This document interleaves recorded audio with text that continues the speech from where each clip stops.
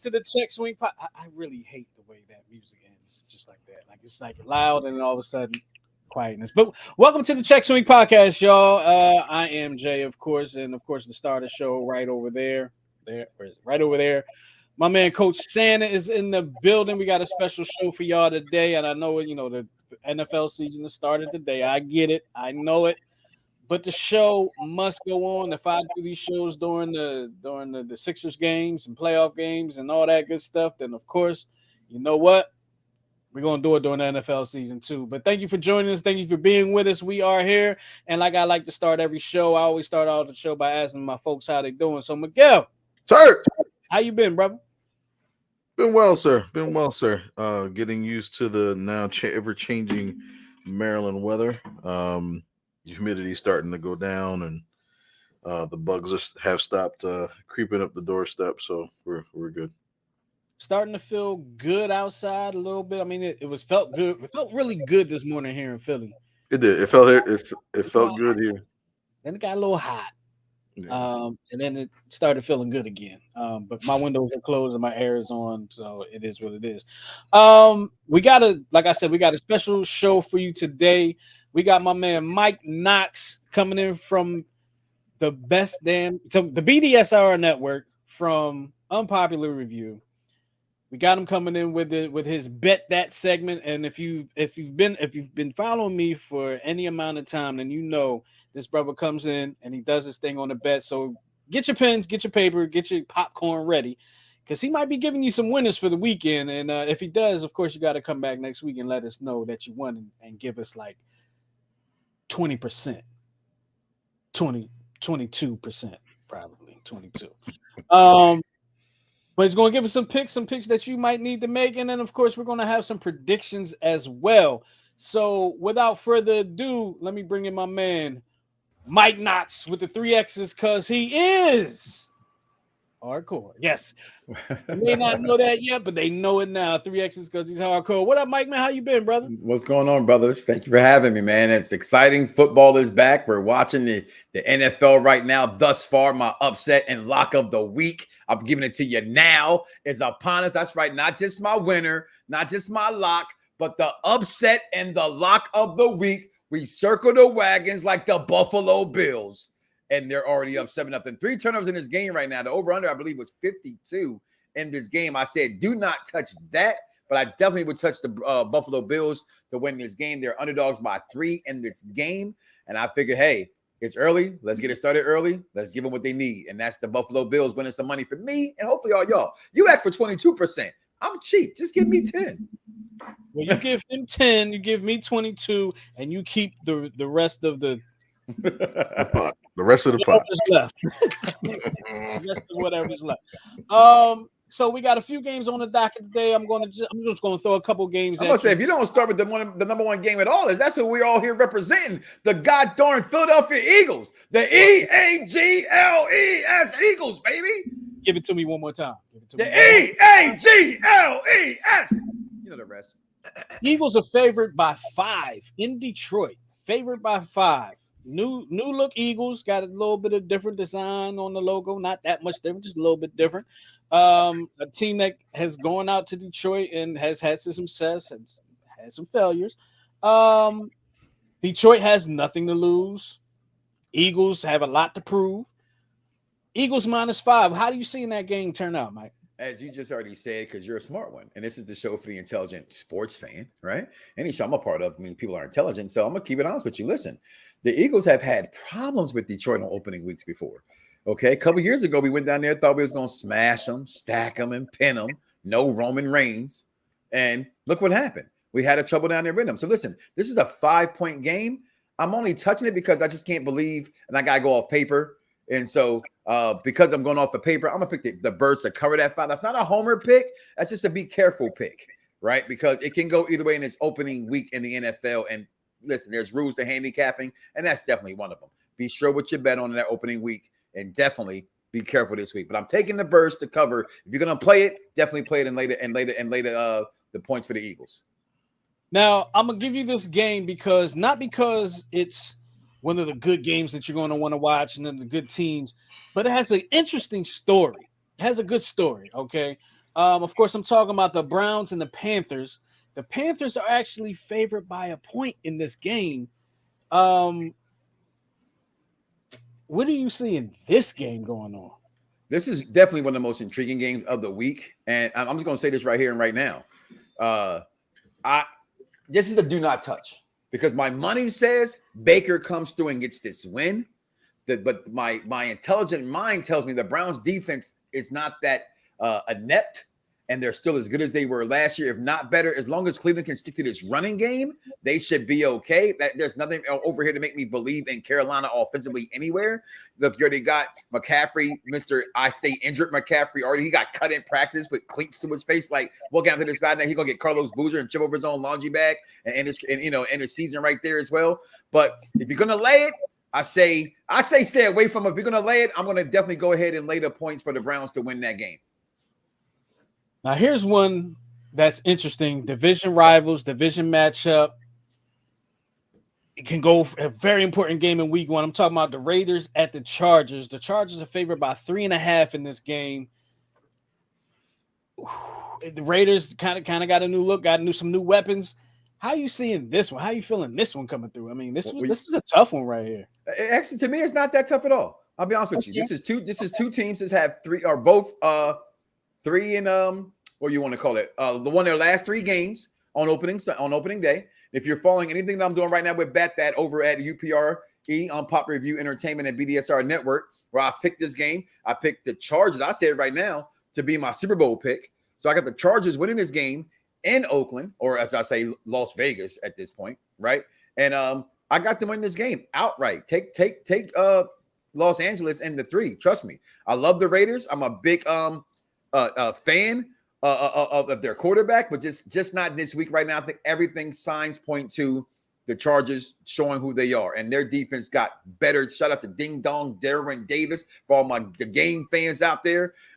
Cannot wait to see this matchup. Shout out to my man Dice Man who's watching also right now, who's as he would say, boat gang or don't hang. I got them winning this game, man. All intents and purposes, I do. All right. Let me see what we got. I'm gonna give you 3 more. 3 more because they're interesting. Okay. And actually maybe 4. Let me give you 4 more. Okay. Can I give you 4? You got time for 4? I got time. Let's go. What we doing with? All right. Let's go with the Patriots at the Dolphins.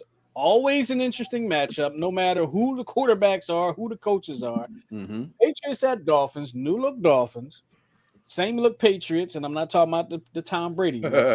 Dolphins favored by 3 in this one. At home. Oh, let me make sure I looked at. Yep, that's exactly what they are. Yeah, I like the Dolphins and the 3. The Patriots, if not for Bill Belichick being their coach, would be the worst team in football. Not the Chicago Bears. Okay, roster wise, what scares you about the Patriots? Not a god darn thing, but it does kind of worry you. Bill Belichick. But what else worry about Bill Belichick? Him taking his team to Miami 5 days before the game tells me he's afraid of something. You can't get used to the humidity in Florida. I live in Florida. I've been here for 5 years. Hot is hot, and it gets hot as hell in Miami. Give me the Dolphins to cover this and win outright, and let the Patriots not right now start that. This state of their dynasty is ending. It's been in it 2-3 years ago, in my opinion, but now it's really coming to a slow death. Now, this game may not be interesting to many football fans out there, but it's probably interesting to us 3 for sure. Okay, and it does not involve the home team, but of course, we're talking about the Jaguars at the Commanders. Very interesting matchup if you're an Eagles fan. You got the Commanders and Carson Wentz as their quarterback. You got the Jaguars with Dougie P as their coach. The Commanders are favored by 4 in this one. How you seeing this one? I'm not touching this game. Not with your money, not with my money, not with a dead man's money. Dead presidents, they're all dead, but you want money to keep living? It ain't on this game. I'm not touching it. I don't trust the Washington Commanders. I don't trust Jacksonville. But I do. If I got to put anything, I put my hopes in the defense of the Commanders. Because you know what? We thought that defense was going to be good last year. Injuries plagued them, and they didn't live up to the billing as well. So I want to see this one in week 1 games. I say, watch what you're doing in week 1 because it can get a little dicey. Not touching this one. Yeah, you're making me feel nostalgic, Mike. You make me feel a little nostalgic with the do not touch. That was, used to tease me a little bit with the do not touch special. They were yours. You invented it. I'm looking for you. That game, but I ain't gonna touch it. I don't want it. I don't want no parts of it. Don't even ask me about. If I'm gonna lay something though, I'm gonna lay Jacksonville to cover that 4. If you gotta lay it, I'm gonna lay Jacksonville to cover the 4. I saw where you were building up. I say if you're gonna ask the question where you're gonna put the money at, I'm not putting my money or your money, but if you want to spend your money, not mine, go ahead and take Jacksonville to cover the 4.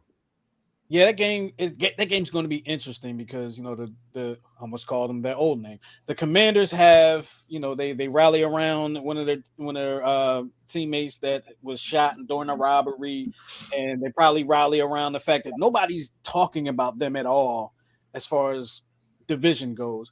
All the attention on Cowboys and the Eagles. So two more, and we're gonna get a prediction and let you go. Sunday night, you got Tom Brady and the Buccaneers 2.5-point favorites in Jerry's world. Now we saw how that game went last year. It's a new year, new day. Touchdown Tommy might come in a little angry. We know he's got some things going on at home. We're not going to go into that. It ain't our business. 2.5 points, Buccaneers at Dallas. How you seeing this one? I hate to say this, but the Cowboys win this game outright.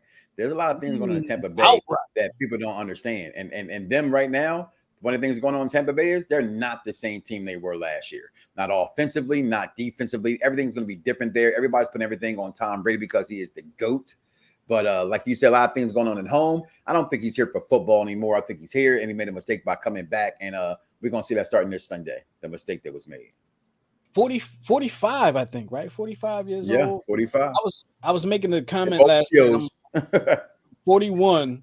I've never been a professional athlete, but I can understand why in the 40s and leading up to the 40s, professional athletes tend to look for their next step in life. And I've never been a pro athlete, but I'm gonna tell you right now, my knees hurt for no reason. So I know their knees are hurting for all the action. That's the years I was playing back catcher.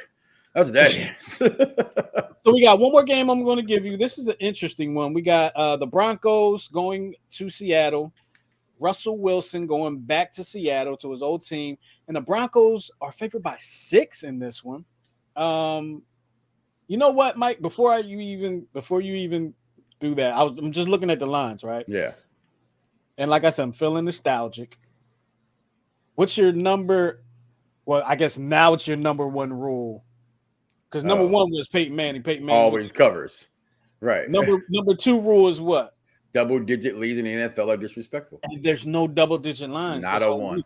Not a one. This is the second highest line of the week. This is 6. We got 6.5s. And I'm taking it. And I'm but taking the 6. Broncos favored by 6 in Seattle. What you got? Taking that 6. Seattle is going to also contend for 1st, 2nd, 3rd, 4th pick in this year's draft. DJ Metcalf's a moron for signing back there. He should have brought his ass to Philadelphia like he wanted to, but he got drafted. But that's spoiled milk, and I don't like spoiled milk. Hell, I don't even like powdered milk. So they should have. I mean, have you ever had powdered milk? Boy, that's some nasty stuff. Nasty. Grandma, you know what you was doing. Bad, but I'm taking Seattle all day. Russell Wilson comes home with Sarah, and they're gonna 1-2 step all over the Seattle Seahawks in that 12th man this Monday. Well, there you have it. I hope y'all writing that down. Mike Knox with his picks. If he gets them right, come back and let us know. Hashtag bet that. Come back and let us know. Hashtag bet that. That's the segment. Hopefully, we can bring them back next week and for the rest of the weeks here in the football season. Just to have some fun. We had some fun. It's a fun segment. But let's talk about this. I want to talk about division winners. I'm going to get predictions from everybody here. And if you're watching, you can give us your prediction as well. I'm going to start with the AFC East, Jets, Bills, Dolphins, and Patriots. Probably kind of an easy pick here, but who y'all got winning this division, the AFC East? I got Bills. I'm also Bills on that one as well. I think we'll make it a trifecta. I think I got the Bills winning this one as well. This one here is a little more interesting. AFC North, Ravens, Steelers, Browns, and Bengals. AFC North. I know, Miguel, now you're in the you're in the DMV these days, but that Yes, really don't mean much. I mean, Not a damn thing. Miguel, who you got winning the AFC North? I have to lean towards the Bengals. Lean towards the Bengals. Okay. I'm a second the Bungles on that as well. Yeah, I'm looking at it. I'm like, in Browns, no. Steelers, no. Ravens, it's almost. Yeah, I want to pick the Ravens so bad, being that I've spent a lot of time down in that area. But it's hard to go against the team that went to the Super Bowl last year, and they're pretty much bringing everybody back. So I'm gonna go ahead and say the Bengals win the AFC North, and we'll see what happens there. So let's go to the AFC South, probably the least cared about division of football in the last 20 years. I know R. Dot is watching. I know he cares about the one team, but if you look at it, there hasn't been a whole lot going on in this division since Peyton Manning left. Let's just say it that way. But the AFC South: Texans, Titans, Colts, and Jaguars. Who y'all got? I'm going Indy. I'm going Indy. You go Indy. I'm leaning Titans. I'm leaning Titans. I think it's a flip flop of that division, but I think Indy's a more complete team defensively, and I think they know who they are offensively. And I think sometimes as you got King Henry, they don't sometimes realize that that's their bread and butter. That is true. that is true. I want to say Indy too. Here's my hesitancy with saying Indy though. Mike, you are well aware. Miguel, you've probably heard me say it too. I don't believe in Matt Ryan. I just don't. I believe in Frank Wright. Best overrated quarterback in the league. I always said that. Behind who did I say? I forgot, but he's not in the league. He was the quarterback last year for the Colts. Actually, who was the quarterback last year for the Colts? I can't even think of his name. Came from San Diego. I can't. Anyway, doesn't matter. He's not in the Rivers. league. Phillip Rivers. Thank you very much. But I'm gonna ride with the Colts because I think the Colts are probably the better team, like you said, Mike. I think the Colts are the better team in this division, a little better than the Titans. But I think it's going to be an interesting quarterback situation in there. Got to keep an eye. I want to keep an eye on those Titans and see how things end up down there. Hey, keep the comments coming, y'all. Appreciate y'all. Of course, y'all can hit us up. Y'all can call us at 669-275-0323. That's 669-275-0323. If you're calling, I'll get to your calls in just a second. I have the phone lines kind of tied up. The Zia Silence said, whoa, no Phillip Rivers slander. Hey, look, what has Phillip Rivers done for me lately? Not a doggone thing. AFC West. This is going to be an interesting division here. We got the Raiders, Broncos, Chiefs, and Chargers. Mike, I'll let you go first. Who you got in this one? Who's winning this division? I picked the Chargers to go to the Super Bowl. You did. I'm picking them to win this division as well in a very tight race. I think this might be the best. I think everybody's saying that, so it's not like I'm saying something surprising. Like, I think 3 teams from the division go to the playoffs. I think Los Angeles goes, Kansas City goes, and Indianapolis goes. I'm sorry. I just said their name wrong. Denver goes. Yeah. Denver. And I still say Denver is not going to be too shabby and look for them as well. I mean, it's not impossible, but it's impossible. Miguel, who do you like? I was leaning Chargers too, but it's okay. Come on over. Come on over, baby. Yeah, I'll take the Chargers. I like the Chargers. I like what they got. I like how they work, but I'm not yet completely confident in them. Funny enough, I like the Raiders. I don't know why. Maybe it's because I went to Vegas last year and I saw the stadium. I was like, man, that stadium looks nice. It looks like the the Death Star or whatever it is. I think I like the Raiders in this division. I don't know why, but I think I like the Raiders in this division. I'm a rock with them. I'm not going to go to NFC East yet. Not going to do it yet. Skip over to NFC East. We're gonna go to the NFC North: Bears, Packers, Lions, and Vikings. Who you guys got in that? Miguel, I'll start with you. I'm gonna go with the surprise. I'm gonna say Vikings. Vikings. Ooh. Okay. Well, I don't think it's too much of a surprise. I also, and Michael is Miguel in Spanish. So I'm also going to go with the Vikings to win that division as well. Ooh, you guys are bold. I'm also going with the Vikings to win that division. How bold are we? I'm also going with the Vikings to win that division. Aaron Rodgers is Aaron Rodgers, but he's not Tom Brady, right? The Lions, whatever. The Bears, the Lions, whatever. Anyway, Lions and Tigers and Bears. Oh my. NFC South, you got the Panthers, Falcons, Saints, and Buccaneers. Now, last year there was a lot of money put on the Saints to win the NFC South. Didn't necessarily pan out that way. Healthy Jameis for now. Healthy Tom Brady for now. Healthy Baker Mayfield. Whatever. Mike in English. You like in NFC South? I hate to say this. It's the Saints. You like the Saints? Okay. I just think that this is, I'm a famous Jameis guy, and I think he's always been a good quarterback despite the turnovers. Nobody gave, Brett Favre's revered as being one of the best of all time, and he has just as many touchdowns as he has turnovers. So when does that narrative change? Oh, I remember when it happens to be a black man. So give me famous Jameis, and I want some crabs when he wins it. Some crab legs, baby. Miguel in Spanish. Oh man. You know what? I'll go Saints. I'm not a fan of Jameis Winston, but I think overall as a team, I think they'll look out. Okay. I think they'll look out. I'm going to go with the easy pick here, and I'm going to go with the Buccaneers. I still think the Buccaneers have a lot of weapons. I think they're well coached.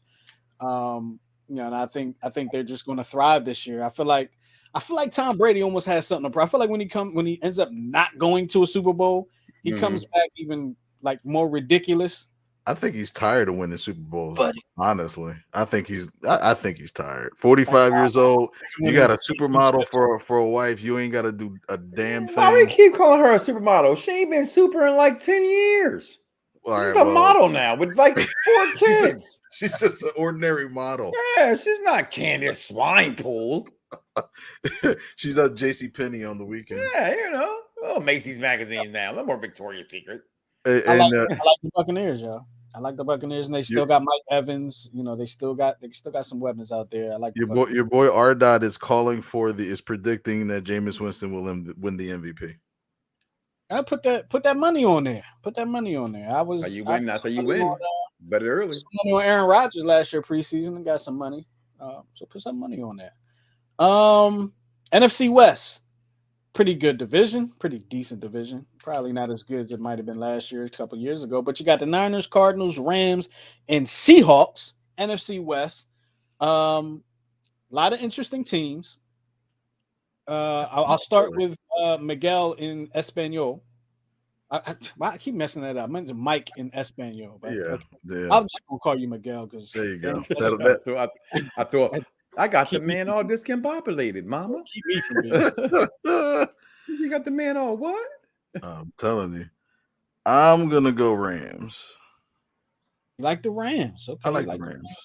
Okay. Mike. I'm also going with the Rams. You're also going with the Rams. Like, I don't really want to go with the Rams. Like, I don't really want to go with the Rams. Well, I mean, because everybody else is kind of like Seahawks. No, Niners. I'm not sure. And they're starting. Who's their court? It's Fields. Fields is their court, or is that in Chicago? No, that's Chicago. Niners has Trey Lance. Trey Lance, thank you. Trey Lance is the quarterback. Not a rookie, but will be like his first year starting. Yeah. You never know. Aaron Donald, Jalen Ramsey. They're Down losing 10-7 right now. Huh? and they're not covering. It's 10-7 right now. 10-7 right now. Yep. All right. Yeah, I'm gonna. Do the Eagles play the Niners this year? No, I'm gonna go with the Niners this year. I hate the Niners, but I'm going to go with the Niners this year to win that division. Surprise, it's going to be surprise. Big Niners win the division, the AFC West, NFC North. I mean, NFC East: Eagles, Cowboys, Giants, Commanders. Is anyone not picking the Eagles to win the NFC East? Not only do I not have the Eagles win the NFC East, I have the Eagles win the NFC. Ooh, yeah, a lot of people. And they're my Super Bowl pick: the Philadelphia Eagles versus the Los Angeles Chargers. A lot of people are saying that Jalen Hurts can't be that bad. That's all I'm saying. I will say this: they made him crap in Maddon in 23. Hey, he's horrible. He's garbage. Horrible. Oh my god! You know what? You just got to get used to it. I've been struggling for 2 weeks with him. It's bad. Yeah. So we're all picking the Eagles. Mike has the Eagles and the Chargers in the Super Bowl. Mike, want to thank you for being on with us. I'm going to definitely have to bring you back on. This was fun. And, yes, if you can make it happen next week, we'll make it happen next week. I appreciate you for having me on, my brothers. Y'all have a good show. Thank you. We got to go Birds. Not on the PDSR network. Go ahead, Miguel. I'm sorry. No, we got to get some wrestling talk in too, because I grew up with the war to settle the score back in 1985. So I love that. I love that history, man. Okay, we got to talk wrestling. I like it. Ooh, just made a connection here. All right, Mike. Unpopular view. BDSR Networks. Appreciate you, brother. I'll talk to you later. Yes, sir. Thanks, sir. Thank you for being with us. That is Mike Knoxshaw. And, if y'all have any disagreements with what y'all just heard, y'all can hit us up to, 669-275-0323, 669-275-0323. And we can definitely, work some things out and have you, voice your opinion. He has to come out to his own theme song, like a wrestling type theme song. All right, if he sends me one, I'll make it happen. I'll make it happen for him. Let's talk about a little bit of baseball right now. Because we're coming down the home stretch. It's September now. Why did it get so hot in here? It's September now, so we're coming down the home stretch. I know, right? Of the baseball season. Phillies, now they won the last 2 games, but let's be honest, that road trip was, in the words of Simon Cowell, putrid. It was just awful. It was terrible. It was embarrassing as a Phillies fan. It was embarrassing. Okay. But they come back. They beat the Marlins in a couple games. They're playing them right now. And, the Marlins have given, outside of this year, the Marlins have given the Phillies a lot of issues. But the Phillies kind of solved those issues. But they haven't solved the issues with, the Diamondbacks. What the Marlins used to be our Achilles heel. Anybody that Pittsburgh Pirates, the AL West used to always give us a hard time. We have to figure out how to hit good pitching, because we got to figure out how to hit bad pitching too sometime. Well, we faced bad pitching with Cincinnati and with all the other teams, with the exception of, like you said, Arizona. But we have to figure out how to hit good pitching, because the last Mets series we won the first game 2-1 and then didn't score a run for the next 2 or 3 games. It's getting to the point where even if we make the playoffs, will we even win a game? Yeah, if we face a good pitcher, probably not. Do you still believe, and you've said it on this show, so I'm going to bring it back. Do you still believe the Phillies will not make the playoffs? Is that what I said? Yeah. Well, you said you don't think they're going to make it. Well, I think it can't, because at the time the pitching was such a question mark, and I think Knebel was our closer at the time, and he had blown 4 or 5 saves in a span of a couple weeks, and then he got hurt, and then we had some doubts with our starting pitchers, and then we got Syndergaard, who helps, I guess. Mm-hmm. But I also said it also comes down to injuries, and that was before Harper got hurt with the hit by pitch, and now Castellanos is out. He's on the IL because of an oblique strain. So it just doesn't seem like. I have a bad feeling it's going to be a struggle to get to the finish line. Well, it's Philly. We don't necessarily make things that easy. You understand what I'm saying? We kind of do things a little. Well, surprisingly, the Phillies World Series run, if you look back at it, it was actually pretty easy. I was going to say that. I said Yeah. in 08, if you want to call something easy to a championship, they made it. They at least made it look easy. And excuse me, one of the things I noticed watching that team that season was just like any good team, a lot of teams made mistakes against them, and they made them pay. Mm-hmm. They made them pay, and that's what good teams do. If they make a mistake, you got to make them pay. And that Phillies team did that. This team doesn't seem to do that. And I don't know what's happened. Like Castellanos was supposed to be this great hitter. Schwarber has been holding his weight. Harper he gets hurt, but he was pulling his weight. Mm-hmm. JT Realmuto has been up and down. I saw an at bat. I want to say it might have been like the 6th inning or something like that. Where JT Realmuto or the guy who was pitching, I forgot it was from the Marlins, threw. I want to say for 6 straight balls leading up to Realmuto's at bat. Realmuto struck out. He had a 3-2 count on him.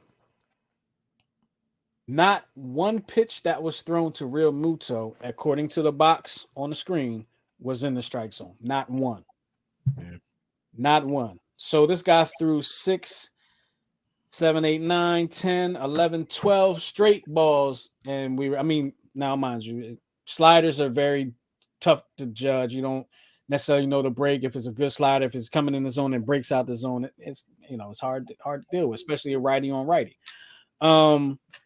But those are the type of things that cannot happen if you want your team to make it to the playoffs, to the World Series, or make it even deep in the playoffs. We got a call coming in. But one thing I wanted to, before we take the call, and I think you had a comment, so I'll get to you before we take the call. There was one thing said last night that John Kruk said about that 93, 92 team that he was on. And I've discussed this many a times. I think you and I have discussed it many times too. They were talking about the wild card and how, like, if you land in this wild card spot, you end up playing like the Mets or the Braves. You land in this wild card spot, you end up playing the Cardinals or whoever. Mm-hmm. And he asked him, he said, Tim McCarthy asked John Kruk, like, did you want to play? Did it matter to you who you played?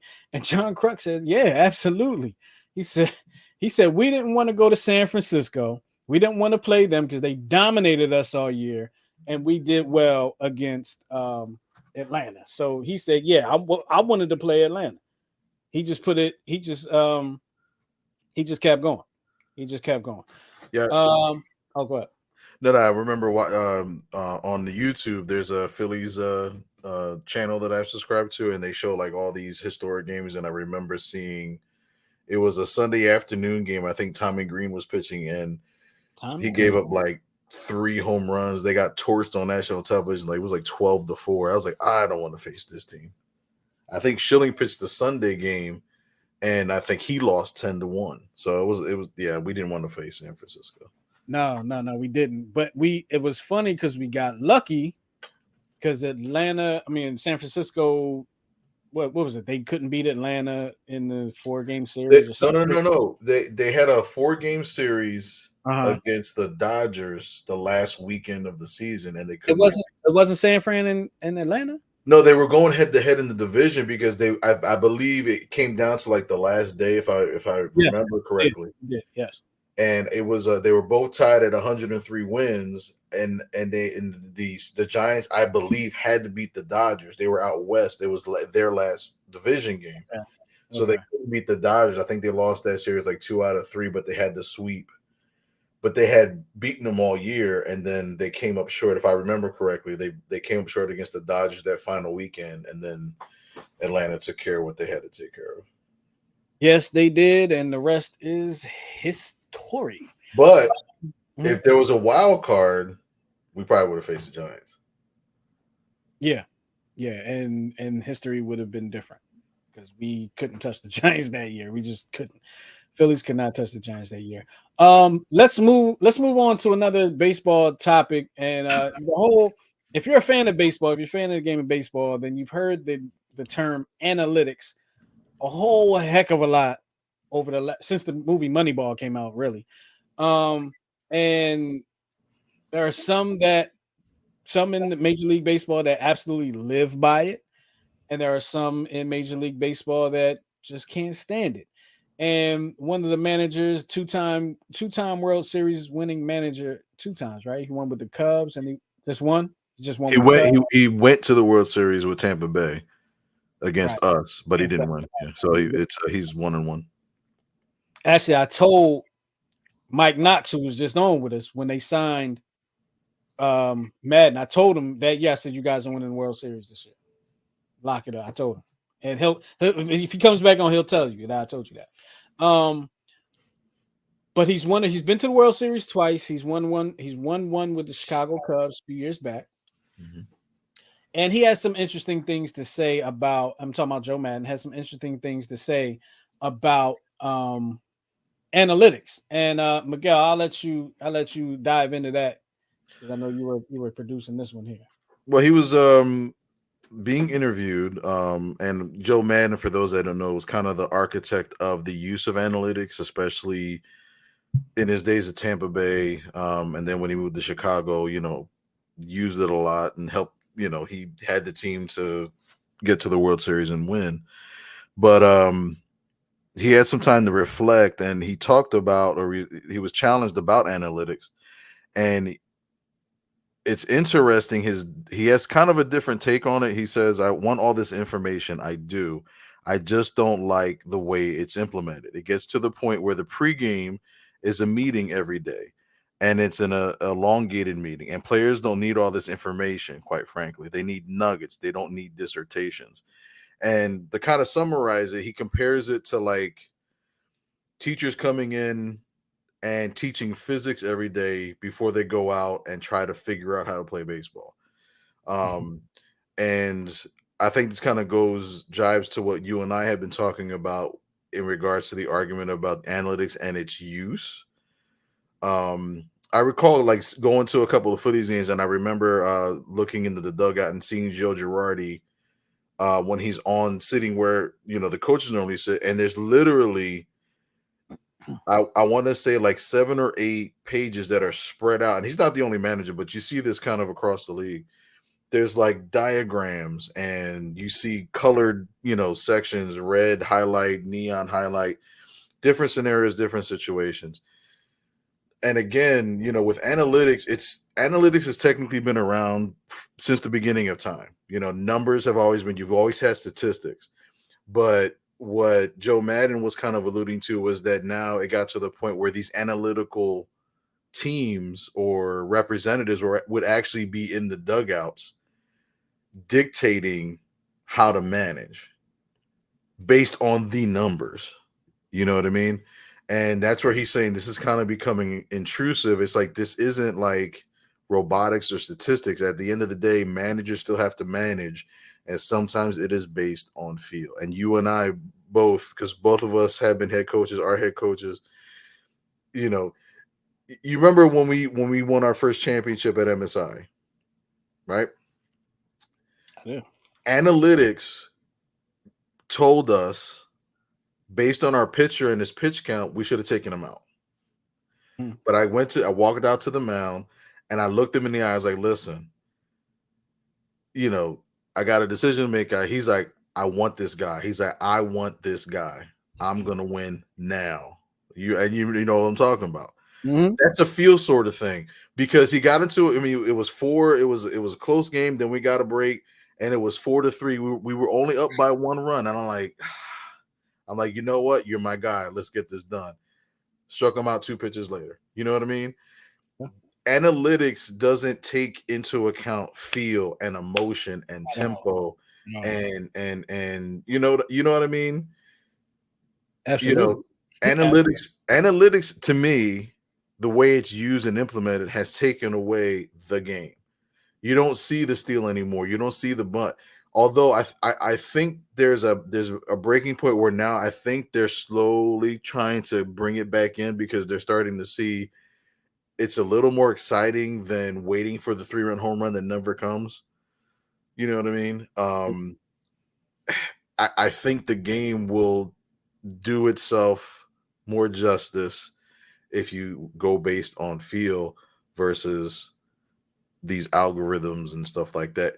And I agree with Joe Maddon. Like the information is great. You know, we had our pitching director at where I'm coaching at now at Rawlings. You know, he had a group of pitchers. He's like, listen, there's a lot of tools in this toolbox, but I'm not going to sit here and say I'm going to teach you how to pitch and it's going to be this way. That's not how it's supposed to be because everybody has a different feel. Not everybody can throw over the top. Some throw over the side, 3/4, whatever. It's our job as coaches to put our players in the best positions to succeed. Absolutely. And to overcome challenges. You know what I mean?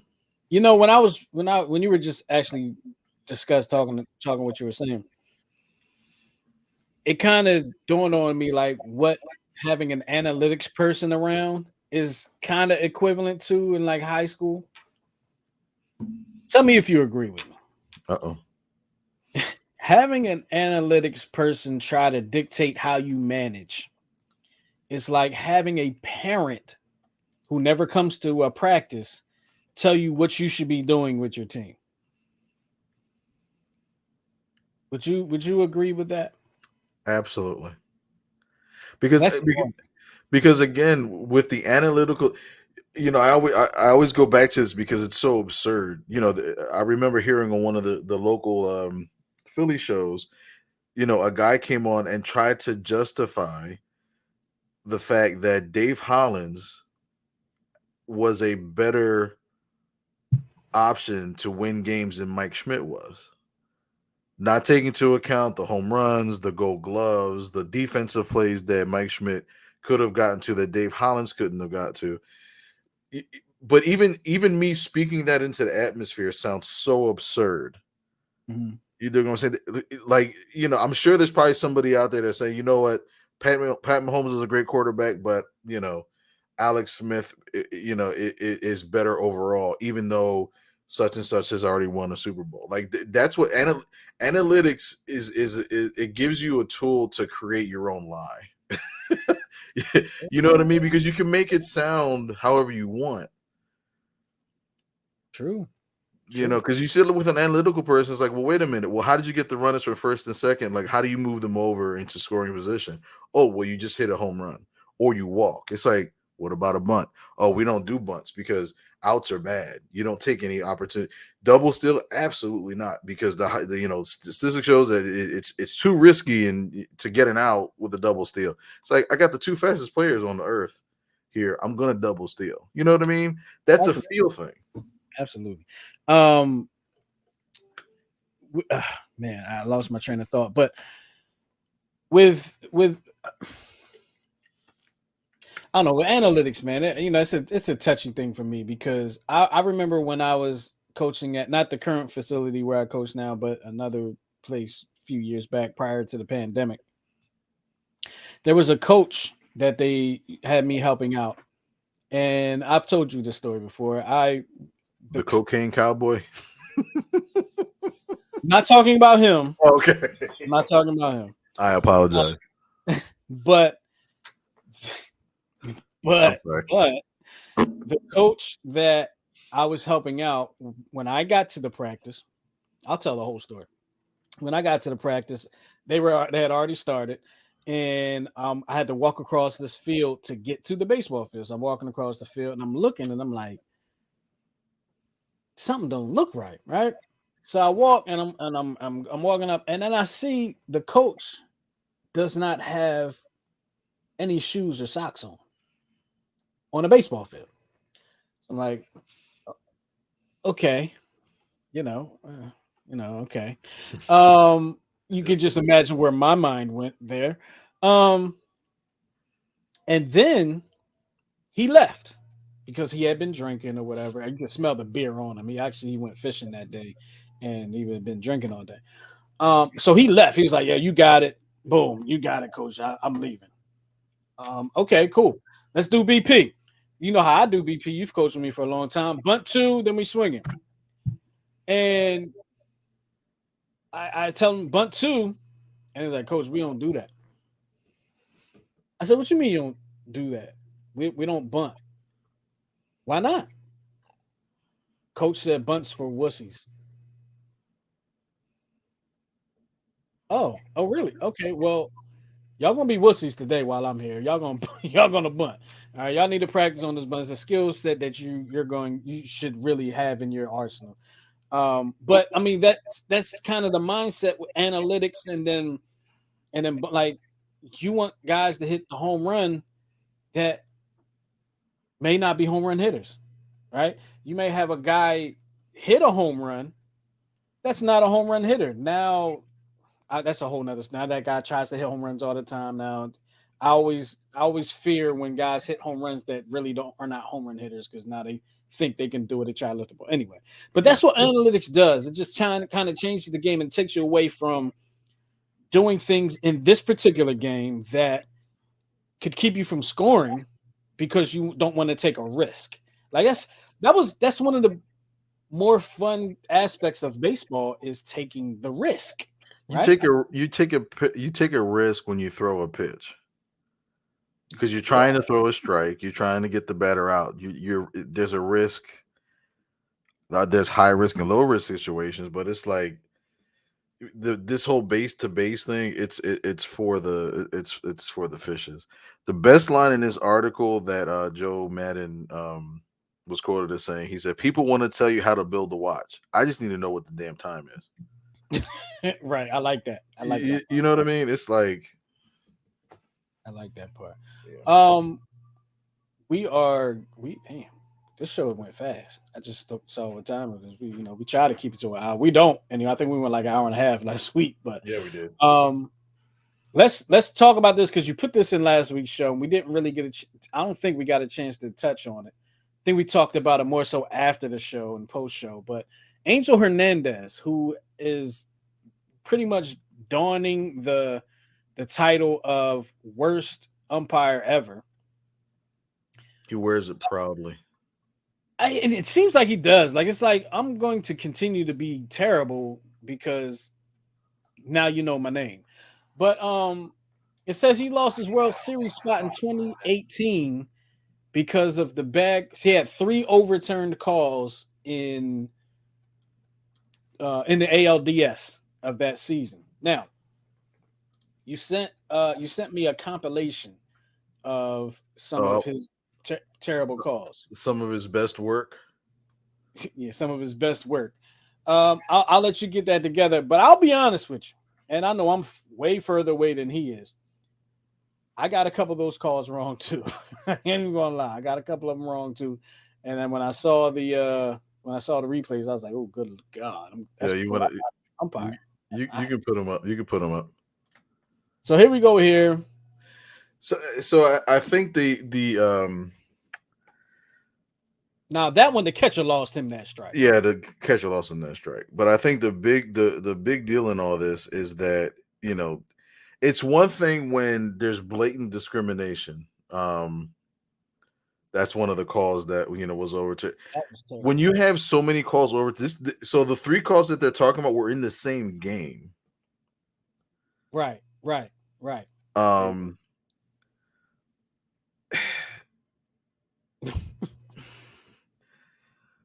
But it was if anybody's watching that doesn't necessarily usually watch baseball on TV, understand that the camera angle you're seeing in most cases is at an angle off to the right. Not necessarily that one just now, but when you see the camera angle off to the side of the pitcher. Now this one here, how is that not called an out? Like it's the rule of the game. You bunt a foul ball with 2 strikes is out. Like that's a rule of the game. How is that not? Even if he says foul ball, it has to come back and be like, well, that was 2 strikes on him. Right. Well, the other thing was too is that it wasn't just the bad calls, but Major League Baseball wrote that he's also caused on-field tensions, which is part of the conduct of the umpire. That he's really quick to eject managers, inflaming on-field tension, and he'd instead of issuing warnings, so he'd rather just throw you out than say, hey, you got a warning, and then that's it. This was one famous call where I believe this was called it was called a double, but it should have been a home run. But some believe that he overruled New York. Oh, really? Yeah. Like they told him it was a home run, and he was like, "Nah." They're like, no. And again, that was another call. Yeah. So it's like it's just there's just too much evidence. You know what I mean? And the 2 worst umpires in the world have already retired in Joe West. Now, this was terrible. Yeah, this was in a playoff game. What was he looking at? Now you see that's somebody you have to investigate for gambling. Okay, that's somebody like forget what Pete Rose did. You need to check this umpire because a call like that was terrible. That was terrible. He had to have his eyes closed or something. Like how did it's crazy when the umpires become a topic of a show, but it's actually sad, but it kind of segues into another thing I wanted to kind of bring up real briefly is that in the minor leagues they actually started testing the opportunity to challenge balls and strikes. Mm-hmm. And I forgot to get the video of it, but basically what happens is in this video, the pitcher throws the pitch, umpire calls a ball, and the pitcher just does a signal, check it. Umpire turns around, he taps his head, and you've seen this technology in tennis where if the ball's in and out, they'll say, "Can you check it?" And then you'll see the replay, and then bam, that's it. Yeah, and a ball was actually technology in tennis too. It's been around. It's been around for. But here's the thing: it's a technology that was used in tennis. It was first introduced in Wimbledon, which is in England. In Europe, they got that thing. They are far beyond us as Americans, because I did a study on this when I was at Drexel. They were using drones, on the field before, any sports over here. Even in soccer, when it comes to like replays, they just hit a button, literally 10 seconds, and then they have a countdown, and then they give the call. It's like, it's so quick and efficient. Even what the umpires do now, they shouldn't have to go over to anybody and put on headsets or anything. They should have something in their ear, tap their side. Replays, referees should not have to leave the field to go see a monitor and then come back. It's unnecessary. It is. I think they're just kind of going about it in a cheap way and don't want to really fix the problem. I think I would agree with that. Yeah. But see, here's the only issue I have with doing that type stuff. If we get to that point, do we really need the umpires? My answer would be no, because you can just have somebody in a booth somewhere in New York hit a button, call comes up on the big screen, out, safe, strike, ball, whatever the case may be. Yeah, but just like with our job, what happens if the network goes down? Yeah. Good point. That's why I've never been management. He's silly. It's time for Miguel to stump me again, and we actually have a special. I'm not giving Miguel a question today. Somebody else is going to give Miguel questions today. But oh my God! I told him the person you're speaking of. I said when he said he had a trivia question for me, I immediately said Jay Buhner. It's a Seinfeld. It's a Seinfeld thing. Charlie Hayes. Are you serious? Yeah. Yaga. How'd you? I don't What? know. I don't know. I don't know. It just I know Charlie played for the Phillies. I know he played for the Yankees. Um, and I know that the Yankees won the World Series in '96. I know I mentioned like last week that Charlie Hayes broke my heart by catching that last out.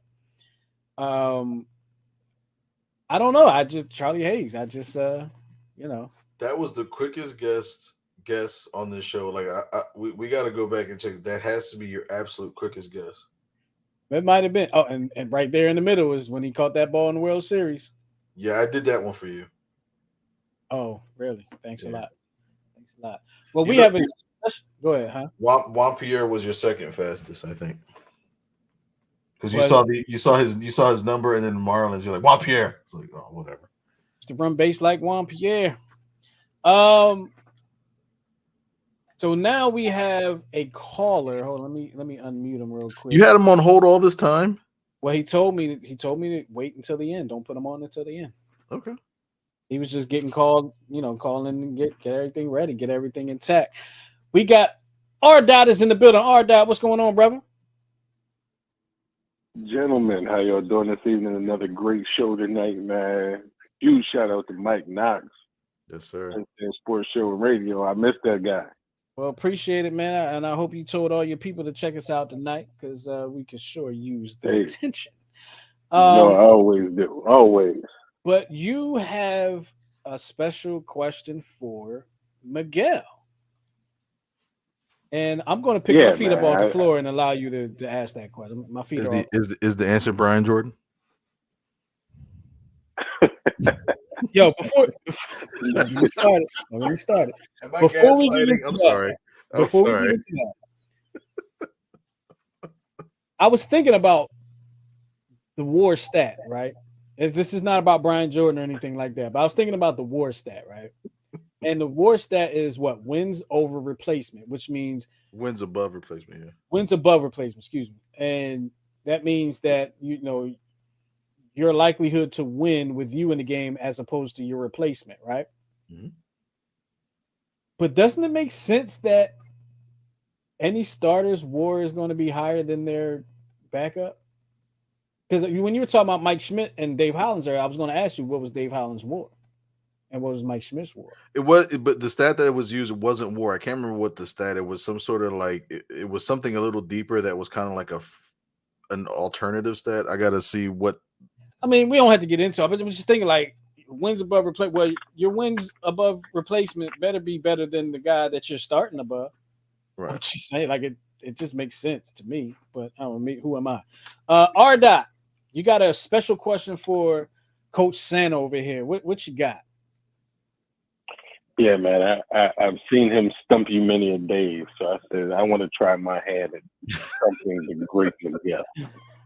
He's been stumping me lately. Yeah, but they ain't questions I came up with. Some skateboard questions. All right, so here's the question, and I will make this a two-part question for you. In 1902, the first attempt at pro football kicked off with the formation of the NFL. They only had 3 teams. What state were those 3 teams from?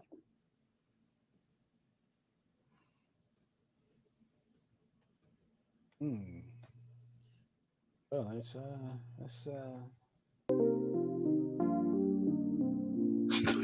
really, bro? It's a nice groove. Let's see. Was it in the Midwest? No.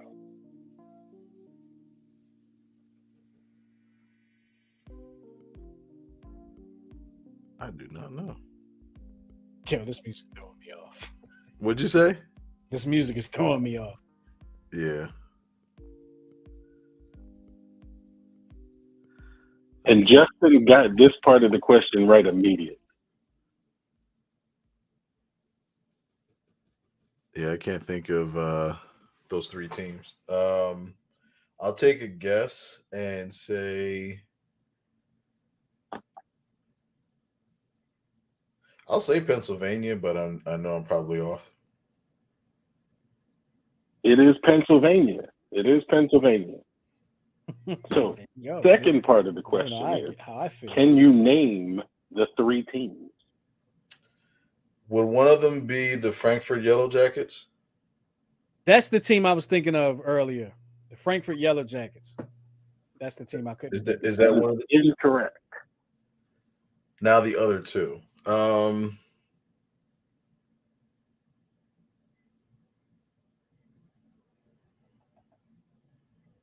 no, I can't. Is it a team? Is it Frankfurt was incorrect, right? Incorrect.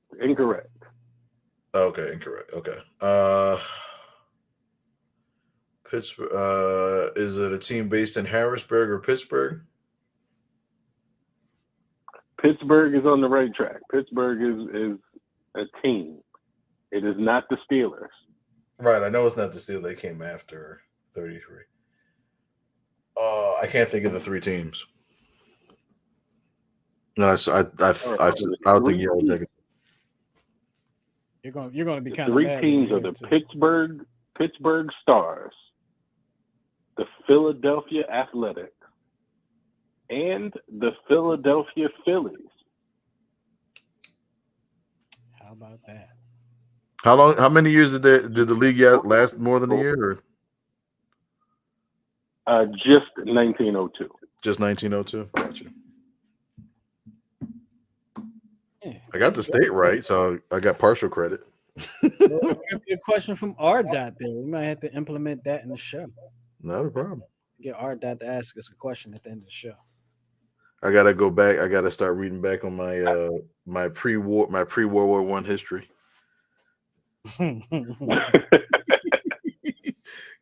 he's going for gusto. He's like, all right, in 1902. I was like, damn it. Yeah, when he said that to me, I just started laughing right away. I'm like, he went pre-civil rights. I was like, my goodness. That was before I was born. So interestingly enough, this trivia question came about after our conversation last week. I started looking up players that played both baseball and football. And this ties in because many of those players from those 3 teams also doubled as professional baseball players. How about that? I like it. They was out there on the baseball field like, look, man, we need to start playing some baseball. It's too cold. It's too cold. Football in wintertime. It's too cold to play baseball. So let's just throw this pigskin oblong shape and let's kick it through a big H. See what we can do. Little coming to a reference. Good question. Thank you, Art. You're gonna have to come up with one next week too. I'm putting you on the task. Oh no. I'll start working on it tonight. Just no questions about like X Games and like that new crap that Justin be throwing at me. I pick them. They pick me. He was like, "Who's the trampoline star from Iowa that won the gold medal in Zimbabwe?" I'm like, "What?" Sugar Sims. Sugar Sims. Thank you, Art. We appreciate you. Appreciate both of you gentlemen again. Absolutely great show tonight. I am going to now lock into the second half of this NFL extravaganza.